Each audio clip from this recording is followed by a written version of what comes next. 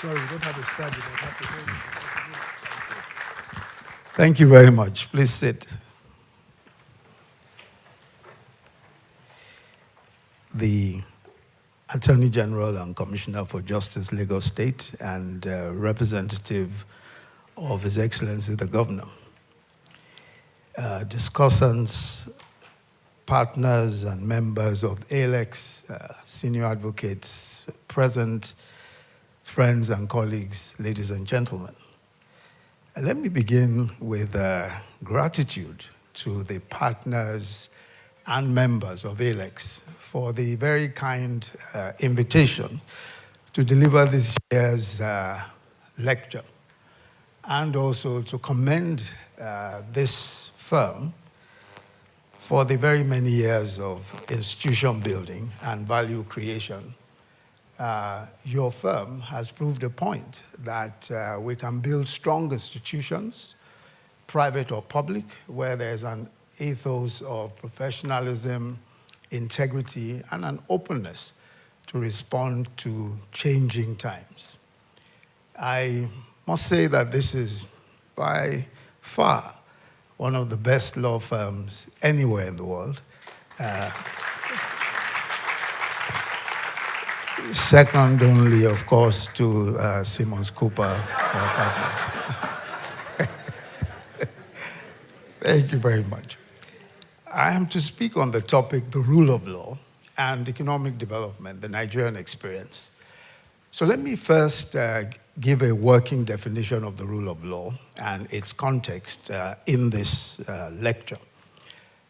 Looking at your faces, I am sure that you're not here to listen to a law professor give a full exegesis of the rule of law, the theories of the rule of law from Dicey to Joseph Raz, and those are even only the modern ones. We can go back to classical, medieval, and the Enlightenment. But I think that most of us sort of understand what the rule of law is, you know, whether we're lawyers or not. And I think that a simple definition is that the rule of law really means that laws are clear, that they are fairly applied, and that they're equally enforced.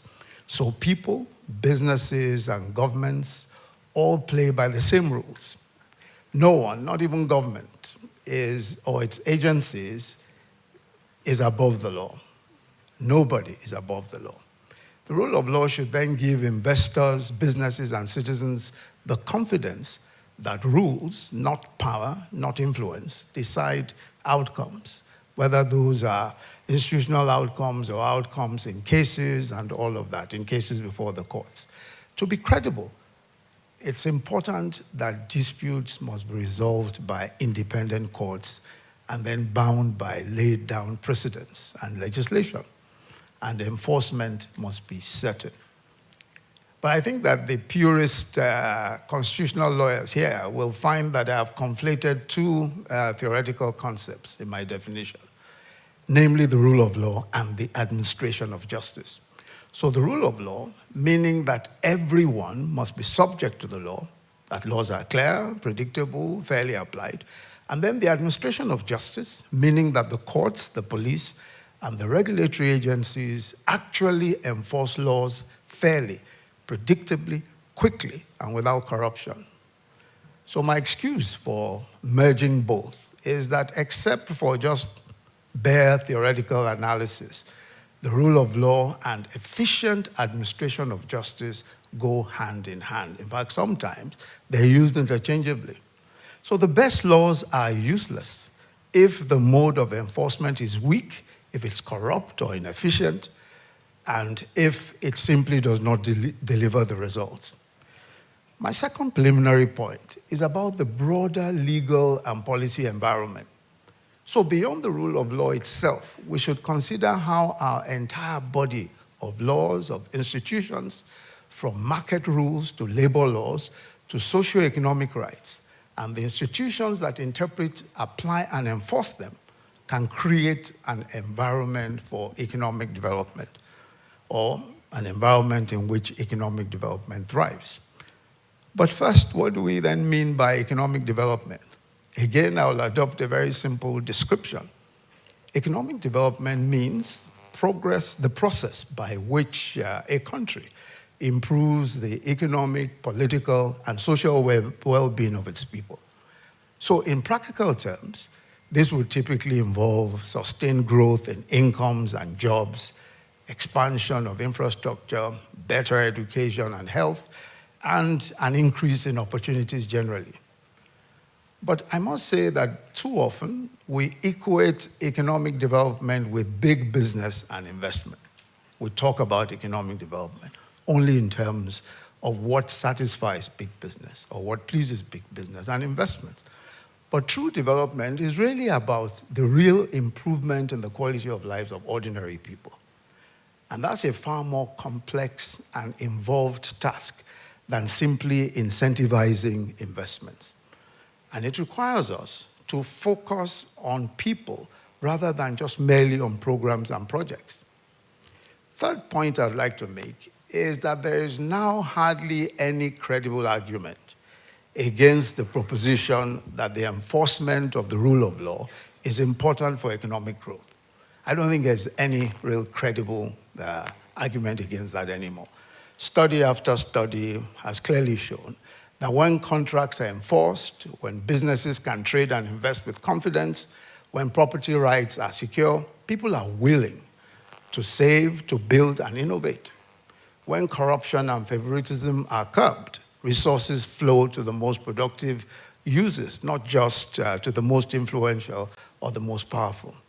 When regulations are clear and transparent, consistently and agnostically enforced, it is easier to attract foreign direct investment and to stimulate domestic entrepreneurship. Also to encourage formalization of businesses, which in turn, as you know, expand the tax base and provide resources for financing the public goods that we all want and that the ordinary man wants. When disputes are fairly resolved, investors stay and they can expand instead of taking their money elsewhere. So in practice, strong rule of law enables growth by lowering uncertainty and transaction costs, while a weak rule of law would deter growth by raising risks, costs, discouraging long-term investment. Let me give a concrete example of my own experience. In the year 2000, while I served as Attorney General of Lagos State, and the current Attorney General was also there serving with me, the governor, Bola Tinubu, now President Bola Tinubu, forwarded a report to me about a troubling trend. It showed that Lagos State's stock of low and middle-income rental housing was not growing.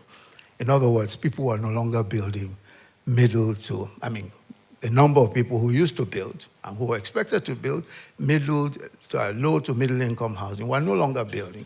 They were preferring to invest in stocks and bonds rather than building houses for rent. The report explained why. It said many landlords simply lost confidence in the courts. The magistrate court process was painfully slow. Tenants would often pay for a couple of years, 2 years rent in advance, and then stop paying, betting that if the landlord sued, the case would drag on for years while the tenant stayed rent-free. So building rental housing just was no longer as attractive as it was. There were days in the past when people would say, my retirement is to build 4 flats and rely on the income from my 4 flats that I've built. But that was no longer the case. So the lesson was clear, and we decided that we had to take action. We reviewed thousands of pending landlord and tenant cases and confirmed that the rampant delays was just a problem. So we set up mediation centers as part of the Lagos State Justice Citizens' Rights Project. And these centers provided accessible mediation services, especially for small claims. We enlisted trained volunteer mediators, most of them lawyers in the Ministry of Justice, or we later on engaged other people, to help parties negotiate and to, to also help them to just resolve a lot of these landlord and tenant cases. As a matter of fact, as soon as the mediation centers were set up, landlord and tenant cases were practically all that they handled. So what would happen typically is that a landlord and tenant would meet with a mediator to reach a binding settlement agreement. And the results were quite remarkable. In 1 year, the mediation centers resolved over 8,000 landlord and tenant cases, whereas the magistrate court had completed only 2,000 within the same period. Today, the Lagos state government has, I think, about 18 or so mediation centers, if not more, and resolve over 20,000 cases each year, most of them landlord and tenant disputes. So by reducing delay and increasing certainty, the initiative restored some confidence in housing investment and unlocked thousands of rental homes. Of course, in a place like Lagos, the problem is enormous and continues to be enormous. But I think the moral of the story is that if you have delays in the courts, you can have other problems associated with development of the economy, of the state, of the nation. But the problem of delays in our court system is even deeper and much more pervasive. The Justice Research Institute very recently concluded a report on the question of the time it takes to resolve commercial cases in our courts. And that report was just completed in August of this year. And the findings are staggering. One, it says on average, a commercial case sits in the High Court for between 4 years and 2 months. If appealed, it will spend another 3 years and 4 months in the Court of Appeal. And if it goes on to the Supreme Court, it takes another 6 years and 6 months more to conclude. Now, that is when you get a date to be heard. Yeah. Altogether, a commercial dispute can take nearly 13 years from filing to final Supreme Court judgment. Now, these are just averages. Many cases take even longer. I'm sure that almost every practicing lawyer here knows of a case, even if you are not even a lawyer, will know of a case that has gone on for much longer than the averages that I've just spoken about. And that has happened all the way to the Supreme Court. I've had an appeal since 2012, and I don't even have a date yet for that appeal, although I will spare myself the trouble of even going to go and argue the case. I have my learned friend, Babalaki SAN, who is here. Anyway, such delays are disastrous for business and investment, as you know. Delays in commercial trials is particularly disastrous. And the UK Court of Appeal had occasion to talk about delays in Nigerian courts in the case of IPCO and NNPC. That's a 2015 case. This was a challenge to the enforcement of a Nigerian seated arbitration tribunal award, which came before the English Court of Appeal. The court referred to the delays in the parallel proceedings, which were going on before a Nigerian court, as catastrophic, and I'm quoting the court. And it could take, and the court said that it could take a further 30 years to resolve the case that was going on in Nigeria. Incidentally, the expert witness who testified on behalf of IPCO on delays in Nigerian courts was a former Chief Justice of Nigeria, who testified that it could take between 20 to 30 years to resolve a case in a Nigerian court. The court, as you know, is a taxpayer-funded public resource.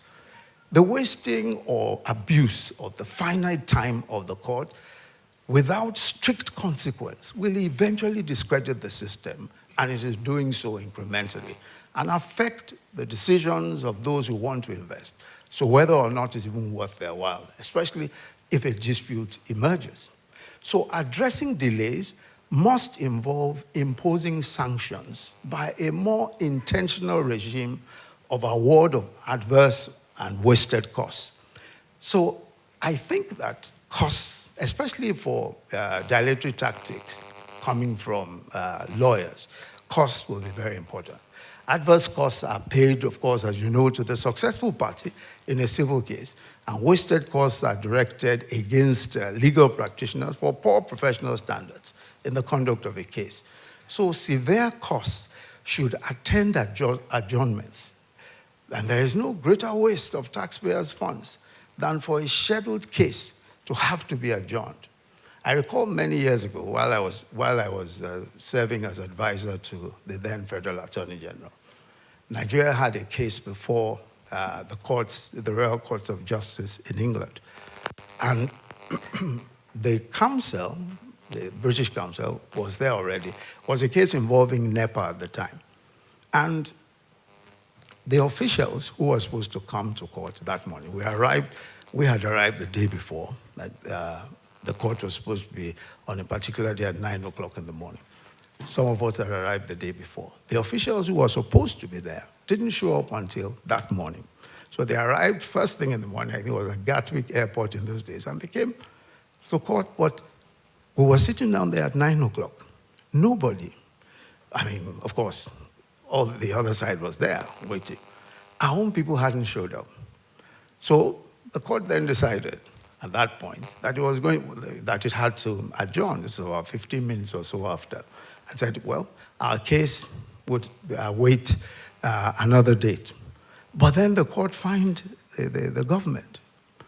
The fine was so huge that, in fact, we almost froze right where we were. I think it was something in the order of about £200,000 or so for just being late. But that way, you discourage people from just taking advantage, of the system and delaying cases. So it's only heavy costs, in my own opinion, that will discourage malfeasance.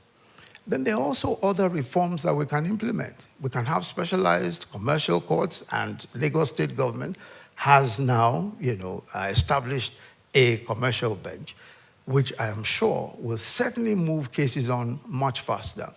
We must digitize actively our court processes. E-filing, digital dockets can speed up processes, and it's no longer rocket science. Everyone else, everywhere else, is doing all these things. So the increasingly corrupt processes for even getting dates, and you know that the process of getting dates now in many of our courts is becoming, quite difficult. So that process too is being corrupted.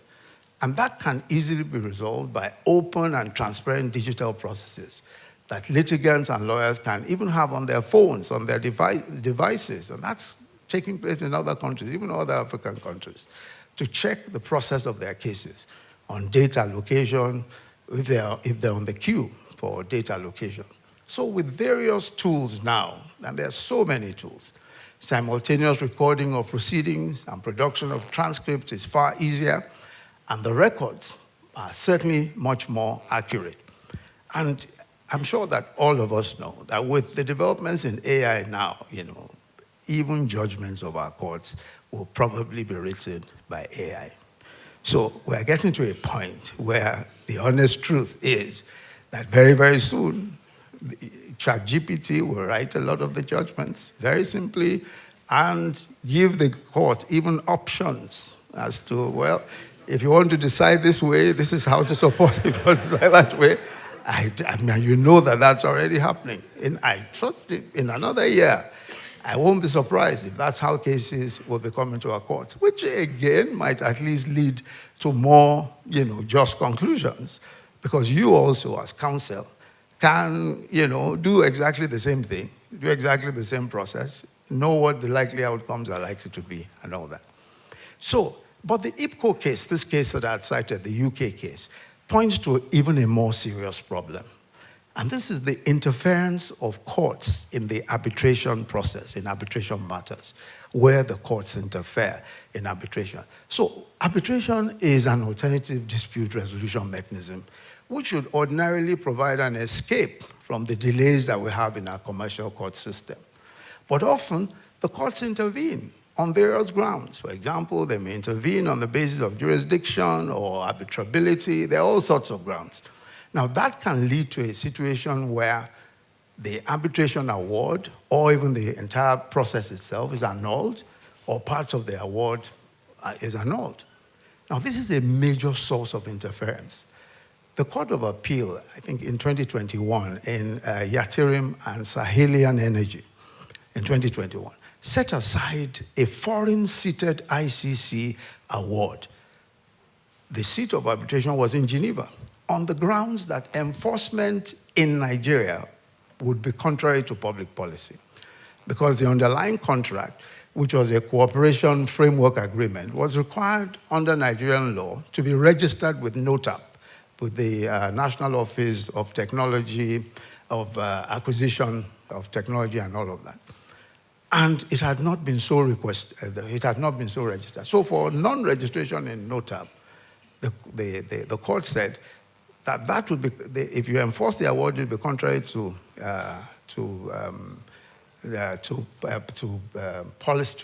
national policy and our interests. So it held that a Nigerian court has jurisdiction to set aside a foreign-seated arbitral award when Nigeria is the jurisdiction of enforcement. Now, that's a very dangerous proposition. But the Court of Appeal and another Court of Appeal, the first one was in Abuja. This other Court of Appeal in oil and industrial services and hempel paints declined jurisdiction to set aside a foreign-seated award. This particular award was in England, it was in London.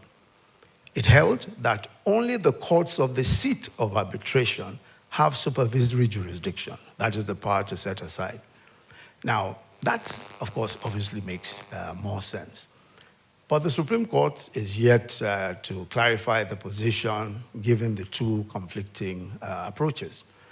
The Arbitration and Mediation Act now categorically states that a court has no jurisdiction to set aside a foreign-seated arbitration.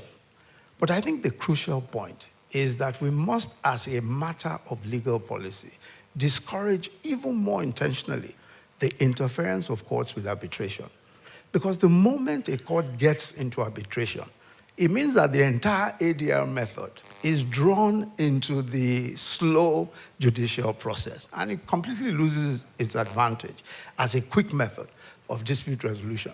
So we mustn't even allow a situation where courts interfere, except in the most extreme and the most urgent cases. So, because the moment it does, all hope is lost. The whole arbitration comes back to the slow system. But enforcement of judgments, even after extensive litigation, presents yet another significant problem of its own. Enforcing judgment, even after you spend all the time in the courts, 13 years, 15 years, whatever, enforcement of judgments becomes a problem. And that is so, whether it's local or whether it's a local judgment or a foreign judgment that you want to enforce. There are far too many bureaucratic inefficiencies, procedural complexities, a lack of cooperation sometimes from law enforcement agents, inadequate mechanisms for asset tracing, and often judgment creditors simply abandon enforcement because of the high cost and the low success rate of some of the post-judgment procedures. Identifying, and seizing judgment assets is also a problem of its own.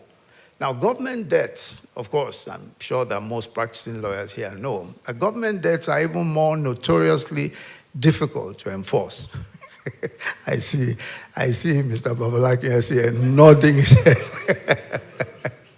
He went all the way to the Supreme Court many times to enforce his own judgment debt. It's notoriously difficult to enforce. Section 84 of the Sheriff and Civil Processes Act, as you know, mandates that judgment creditors must obtain the consent of the Attorney General of the Federation or the state, as the case may be, before initiating garnishee proceedings to enforce monetary judgments against government or any of its agencies. Of course, that consent is unlikely to ever come. But I'm sure some of us are familiar with the dissenting judgment of Justice Ogunwumiju. When she declared that Section 84 is unconstitutional, she argued that it violates Nigeria's constitutional provisions on separation of powers and judicial authority and all of that. The truth, anyway, is that the Supreme Court has affirmed again and again that the consent of the Attorney General must be sought. And it has not modified that position in any real way. So I think Justice Ogunwumiju's dissenting judgment was helpful because at least it pointed in the likelihood of a different direction one day. While I personally agree with the principle that enforcement of judgments against governments should not be subject to government veto exercised by the Attorney General, yet I'm sometimes in two minds about the way forward. Because I have witnessed several situations of collusion between private individuals who are purported judgment debtors and unscrupulous government officials who connive to enforce bogus debts. And very often this occurs by government not opposing or contesting the purported debts and cooperating actively to enforce the same debts. And these scandalous attempts to do this, for instance, in the Paris Club refund cases, and there's so many of those cases now, is one such example where this sort of thing took place. I had the unpleasant task of reviewing some of the Paris Club refund cases and concluded that it was a fraud. Many of them were just frauds on the system and had the active collusion of public officials who would benefit from these. So, as I said, one is sometimes in two minds about whether you shouldn't have a situation where there's a review of it, but I mean, it certainly isn't, it certainly in my view is unconstitutional to have a situation where the judgment of a court is subject to a further process of approval by the Attorney General of the Federation or Attorney General of the state. One of the fallouts of the uncertainties in the ability of the civil justice system to deliver swift and certain redress in many civil cases, even in debt recovery matters, is the criminalization of civil matters. So a breach of contract or a debt owed may very quickly become obtaining by false pretenses or fraud. So the objective of the complainant is to leverage the threat of detention in police custody or even criminal process to have the police and other law enforcement agents chase after a debt that is owed or even simply redress in a breach of contract situation. So the thinning line, and I think the line between civil and criminal action is becoming thinner and thinner. And this is certainly a turnoff for local or foreign investors if you realize that because of a breach of contract or debt that is owed, you can suddenly become a criminal and go through a criminal process, detained for a while and possibly even locked up. We simply must draw clear lines, and I believe that both the executive and the judiciary and the private sector have roles to play here. Let me now turn very quickly to the criminal justice system, which I think is an often overlooked barometer of governance. A robust criminal justice system is, in my view, the foundation of law and order, and thus commerce and democracy. So when criminal justice breaks down, all these pillars of society are at risk. And in Nigeria, sometimes we see symptoms of a breakdown of significant aspects of the criminal justice process. So for example, out of the 200 million people who are in this country, only about 26,000 are convicted and serving sentences in prison. 26,000 of, 200 million of us. While about 81,000 others are awaiting trial, one way or the other. Now, by contrast, the United States, which has about 300 million people, has roughly 2 million people in incarceration, in prison. The United Kingdom, which has about 67 million people, has about 80,000 people who have been convicted and who are in jail. So 4 times more than we have who have been convicted and who are in jail. So of course, it means that we're either remarkably well-behaved people or there's something wrong. There's something wrong with the system. So many crimes, as you know, go unpunished or take years to resolve. For ordinary citizens, it creates an environment of impunity. Small business owners, for instance, I was speaking to a group of small business owners in a town hall setting where they had, talking about the various issues and complaints that they had. And one of the complaints that kept repeating itself was that many could not open new branches or were not willing to open new branches of their business where they couldn't personally supervise operations because it simply wasn't worth their while. Why? Because of the rampancy of theft by staff or shoplifters who know that even if they are caught, they're unlikely to be punished. So the cost of doing business and living, securely rises for everyone, not just for investors, but for everyone. So commerce is disrupted, investment declines, and all that. The consequence for criminal conduct is important to create an environment that encourages businesses to take greater risks, to expand, and to settle into a better routine where you're almost certain that the only thing you need to worry about is how you're growing your inventory and how you're attracting customers. Another fundamental element of the rule of law is consistency and predictability in judicial decisions. Businesses need to plan for the future. And for that, they need to know the rules. They simply need to know what are the rules. And sometimes we find that even lawyers cannot say with confidence what the law on particular points is. They cannot say to you, I am sure that this is the position of the law. The jurisdiction of the Federal High Court, for example, and many of us are familiar with this, Section 251 of the Constitution, gives the Federal High Court exclusive jurisdiction over cases involving the federal government and its agencies. Now that sounds pretty straightforward. But the Supreme Court, in its several decisions, has sometimes been inconsistent and contradictory. One line of cases, beginning with the famous NEPA and Adegbero in 2002, going to other cases, along Toba, Uju, there's Amosu, then there's, so many of these cases, essentially say that the mere presence of the federal agency as a party gives the Federal High Court exclusive jurisdiction, regardless of the subject matter. Then there's another line of cases, starting with Onwara, in 2005, and recently reaffirmed in Attorney General of Lagos State and National Sports Lottery, which holds that two conditions must be met. First, a federal party must be involved, a federal government or an agency. Second, the subject matter must fall within the Federal High Court's constitutional jurisdiction, as stated in 251. But then there are more head-spinning controversies as to when the Federal High Court has jurisdiction in contracts. The distinction between simple and technical contracts, that can get very blurry.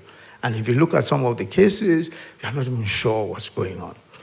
I think it was in April this year, April 2025, that the Court of Appeal in a case called CBN and Adani Mega Systems upheld the Federal High Court's jurisdiction in what would appear to be a simple contract because the contract implemented pre-shipment inspection statutes, which themselves, according to the court, channel proceedings to the Federal High Court.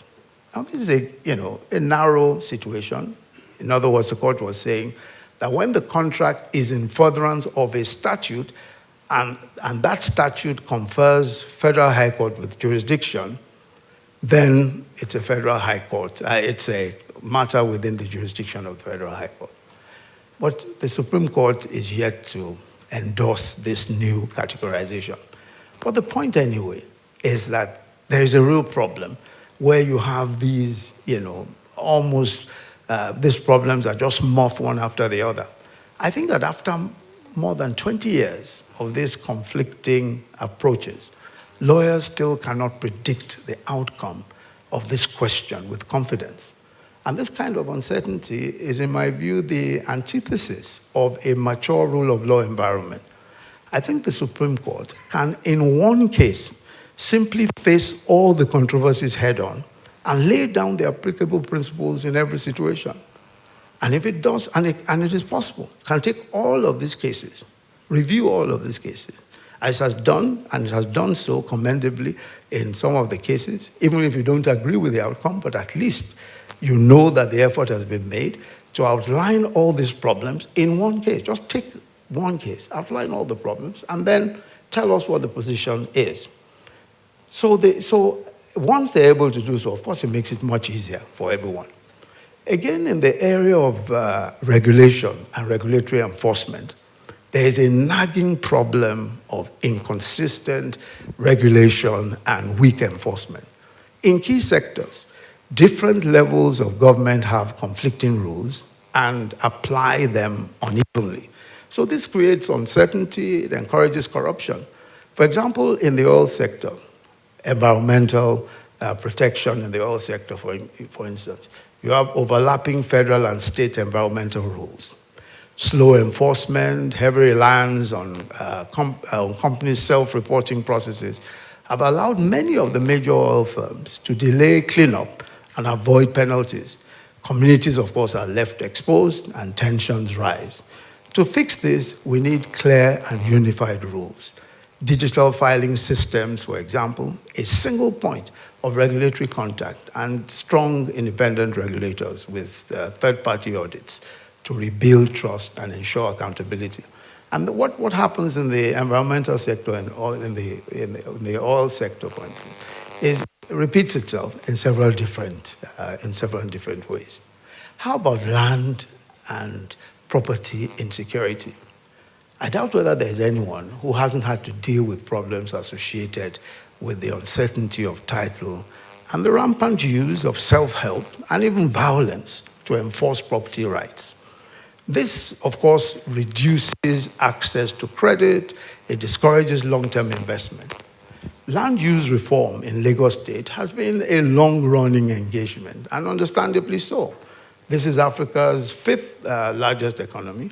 Everything is about title to land. So we need to do all the hard work of advancing digitization of land records and firmly establish a complete statewide digital land registry with searchable titles and parcel maps. This is now even more doable with digital technology and AI. We must also provide a lease pendants registry, which is linked to the digital land system. I'm aware that the Lagos State, the Attorney General's office, is working on a lease pendants registry currently, and that's so important. We need to have a registry where you can go to and find out whether the land you are about to buy is in dispute in a court of law. It should be a straightforward thing, so that you can then decide whether to take the risk or not to take the risk. But there should be a registry somewhere that is able to tell us. So I'm so happy that the Lagos State government is already working on that, the Attorney General's office. Also, perhaps it's time to simplify and unify title issuance processes. Create a single window that, the issuance workflow that harmonizes both federal and state and local requirements and accepts certified electronic documents. And this is the perfect time. I must say that we're in the very perfect time.